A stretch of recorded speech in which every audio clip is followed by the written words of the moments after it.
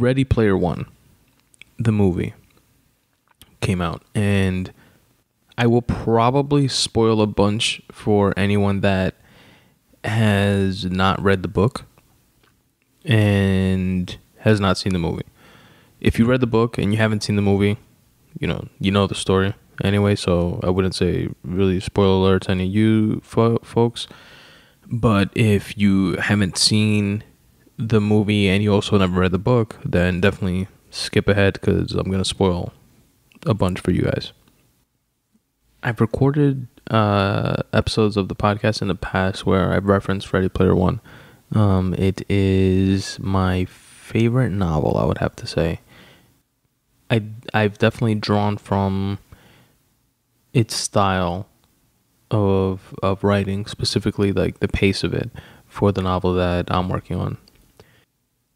It was a great read that I recommended to people, and the movie recently came out. Now, when I saw the trailer for the movie for the first time, even like the second and third time, like I like rewatched it a couple times. Like I saw it in the theater for the very first time, and I was kind of disappointed. I was excited that they were going to make a movie of it, but the trailer was kind of like a letdown. So I rewatched the trailer a few times, and it didn't really grow on me too much. I thought that they fucked up the movie. And you hear all the time where writers don't like the way a movie came out. Writers or novelists rather sell the rights to their movie, and they hate how it comes out. And this is where the whole, the book was better than the movie thing comes from, which was absolutely the case with Ready Player One. But it's easy to see why that's the case with, why most writers feel that way about their books versus the movies. And it's because a book is a longer time commitment. It's more dense. There's tons of more information. The reader has more of a, I guess, interpersonal relationship with it, because it's directly from the writer to the reader, and then it's the reader's imagination that intertwines with the writer's words, and you visualize it a specific way in your head. And that can be different for each individual reader, and it's different for the writer. But for a movie, although different people can watch the same movie and have take different things away from it, of course, but a lot of that individuality is lost because it's like you're being spoon-fed, like what to think, what to see, with the cinematography and the directorial choices. Directorial, I don't even know if directorial is the word, but the choices that the director chooses to make. Also the score, like the music, helps you think certain things, certain ways.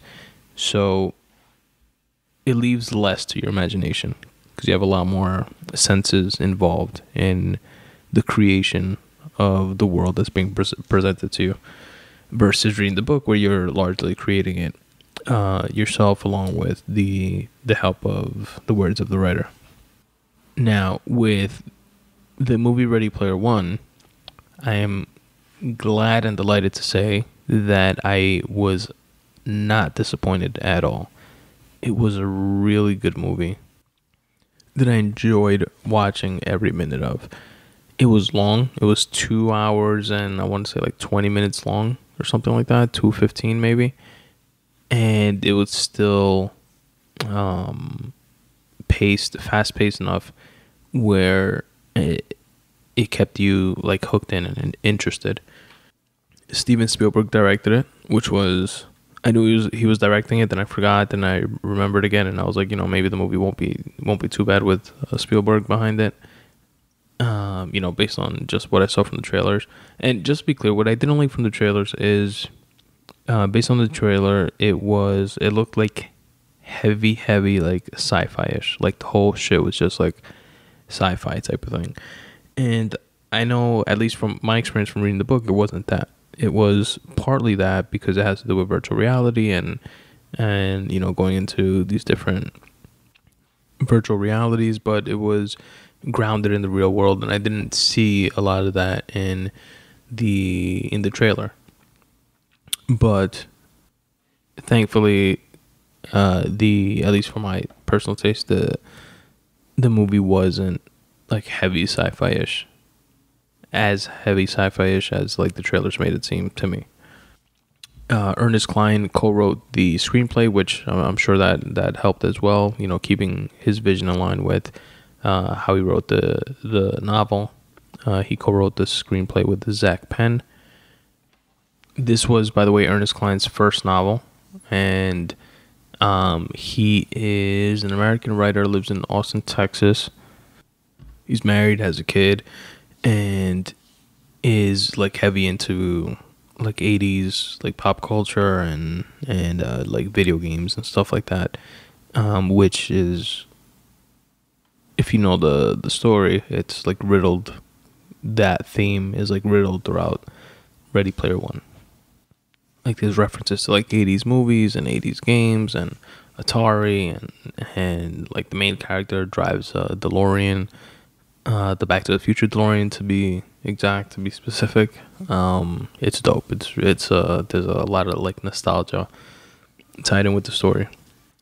Now, casting choices, I have two things to say on that. The H character played by Lena Waithe was dope. That was great. Like I was like really happy. Like I like her. I was happy to see that she was in it, and she was she's in that Aziz Ansari show on Netflix that for some reason I'm spacing on the name, but she's his friend, the black lesbian friend. She's also the creator of The Shy, and she did a great job, and it was dope to see her in it. TJ Miller, which is the guy that plays Eric in Silicon Valley, the HBO show. He was in it. He was hilarious. He was like super funny, and I had no idea that he was gonna be in it, but he played one of the characters. So that was pretty cool. And did you guys hear about his like train incident thing? By any chance? He was like, I think I heard it on like Charlemagne gave him Donkey of the Day or something like that. So I didn't look into the story at all, but from that segment, he allegedly was on a train, and I could be like butchering this, but so look it up if you're interested enough to do so. I wasn't, but whatever, it's interesting enough to mention, I guess. He was like on a train, and I don't know if he got into an argument with the lady or what, but he wound up calling in a bomb threat, and he was drunk supposedly, and he thought it was a good idea while he was drunk to do this, and then he called it to like the wrong train or something, and then the cops like traced the call back to his phone, and when they confronted him about it, he denied it, and I don't know, it was like some crazy shit like that. Some weird, crazy shit like that. Alright, where was I? The characters. Alright, so the only gripe that I have with the movie is the character that played Sorrento. He's the main antagonist. He's the bad guy in the movie. And I don't know, I feel like it was, I mean, the actor did an okay job, like, in terms of, like, acting, but, I don't know, to me, he just wasn't, like, believable. Like, he wasn't, like, he just seemed like a pussy. Like, from the jump, like, just from seeing him. And his, like, the character in the book is, like, this larger-than-life, head of a corporation, powerful, scary, cutthroat type of dude. You know what I mean? And this guy that played him in the movie, he didn't come off like that at all to me. All right, so besides that, some details were changed, like from the book to the movie. And I would imagine, my guess is that this always happens, and this is why writers of books like are often dissatisfied with how the movies wind up coming out. But the actual like rearranging of certain things or rewriting of certain things plays better on screen and plays better with the time constraints that a movie has. So this was a long movie, and it was like, you know, like almost 2 hours, 20 minutes or whatever it was. So imagine you have to condense the read of a book, which is like 6 to 8 hours, into 2 hours and 20 minutes. That sounds like the hardest job ever. And I do not envy screenwriters that have to adapt a novel into a movie. That sounds just fucking impossible. But here's some of the things that were changed or different from book to movie. And this is where, like, I guess, like, the spoilers would come in. In the movie, Artemis winds up getting, like, arrested and going, becoming part of IOI and having to work for them. And she's the one that, you know, she's within the system and they get her out, but she stays, you know, inside their, like, territory, and tries to bring down, like, the magic orb that's, like, Sorrento was using to, like, block the third gate, the third and last gate, to win the, you know, Halliday's Easter egg. And Artemis was the one that was, like, working from the inside, and the rest of the team was working from the outside. In the novel, however, it's the other way around. Wade Watts, aka Parzival, which is the main character, he was the one that infiltrated IOI, and he paid to, like, get a name change and change his identity pretty much, and then get arrested to have to work, you know, for them internally.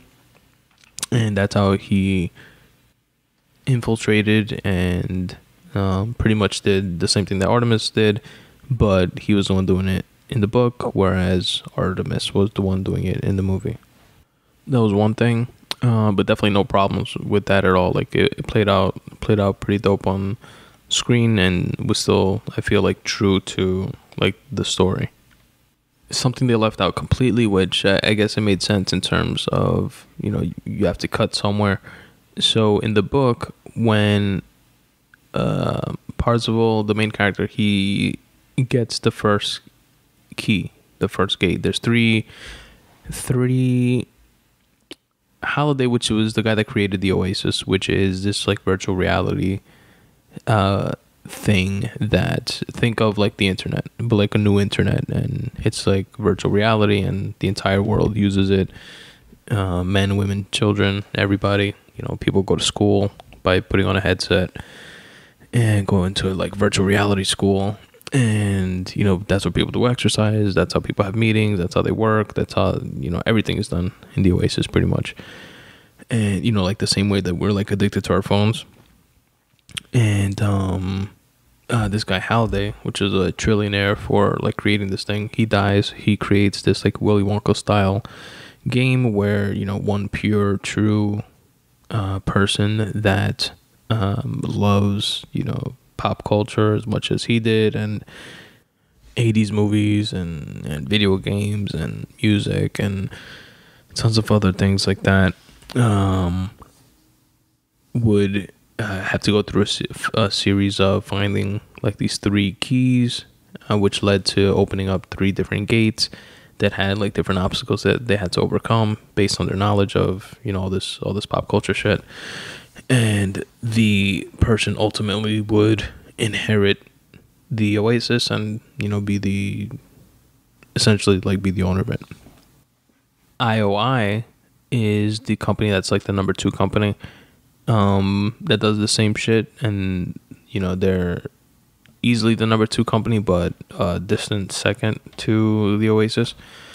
But they want obviously to be the number 1 company, and that's their motivation. And IOI in and of itself is like a huge corporation, and they make a lot of the equipment that's used to like access the Oasis, and they have like hundreds of employees, and working around the clock, and trying to like crack these codes and figure these riddles out and shit like that. But Parzival, this like poor kid from Columbus, Ohio, who lives in like a trailer park in the future. It takes place in like 2045, and trailer parks then are like literally stacked one on top of each other, and they're called the stacks. And he's the one that finds the first key, and then once he does, he gets like 100,000. I think it's 100,000 coin, which is pretty much like the virtual money. Think like Bitcoin or something like that. He gets 100,000, which he's rich, with 100,000, and it's so, the Oasis is so ubiquitous that it's literally like $100,000 in the Oasis is like $100,000 in the real world. Like you could buy shit with the money from the Oasis, because that's all that people do. That's all that people like use. So you can like purchase something like a real life delivery purchase, or you can purchase like a new hairstyle for the avatar that you use in your Oasis. So something that they left out is in the movie is that once he gets this like 100 grand, he like buys this like new place. It's like a penthouse that he never has to leave, and it's like really close to IOI, to their headquarters, because they have a direct like fiber optic internet connection, so everything's like a touch faster the closer you are to the source.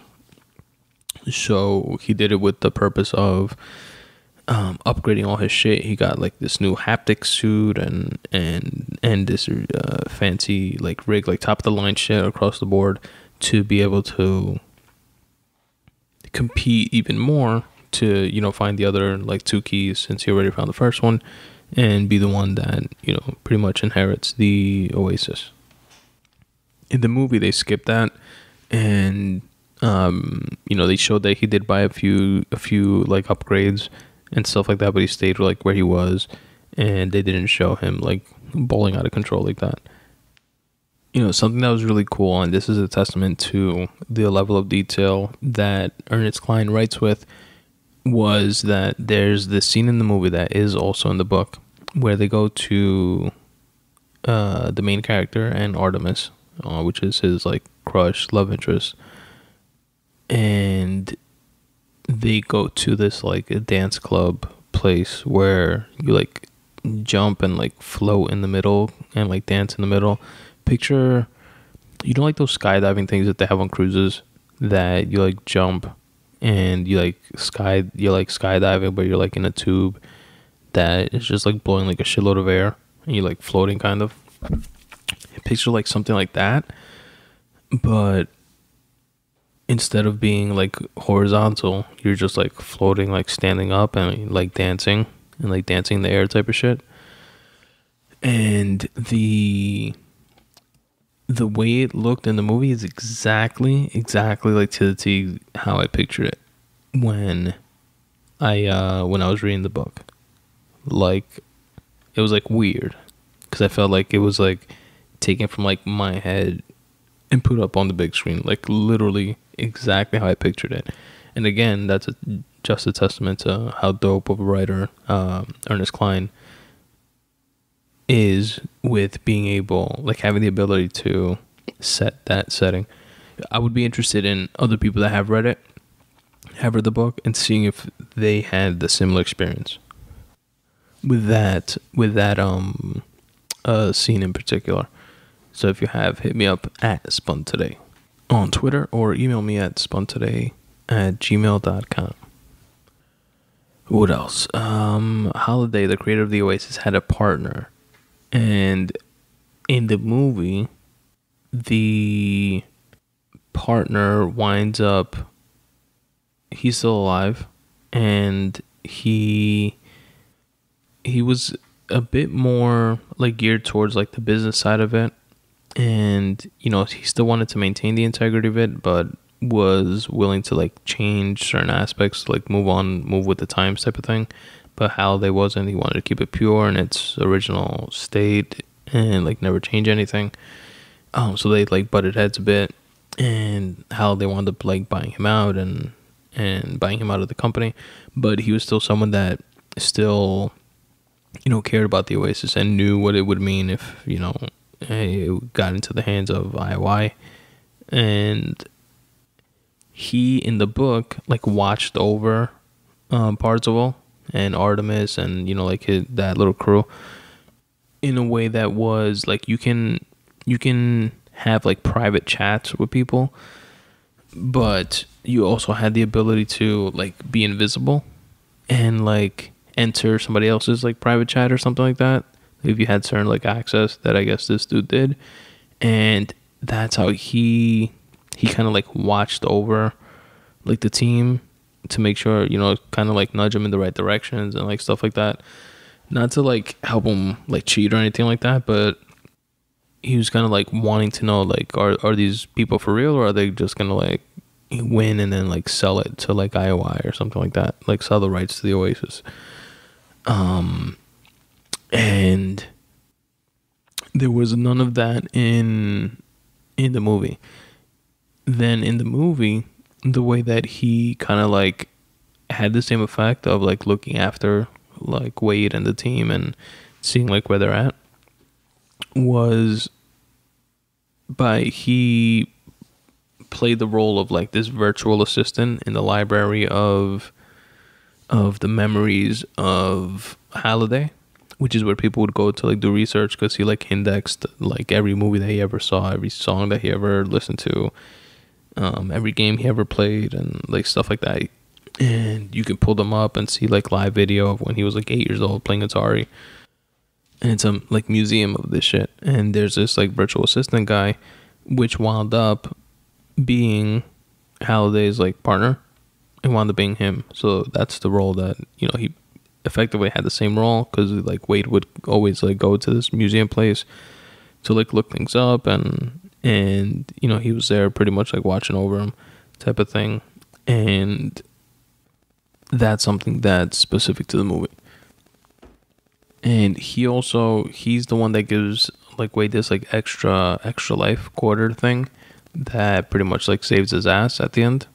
And he gave it to him on a bet that he lost to him, like while he was this like butler thing. He like made him a bet that Halliday did something, and the like butler museum curator machine thing said no, that's wrong. And he said, I'll bet you anything.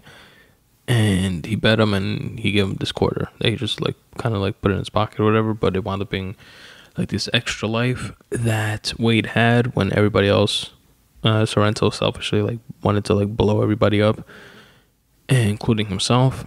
But Wade was still alive because he had this like extra life quarter thing in his pocket.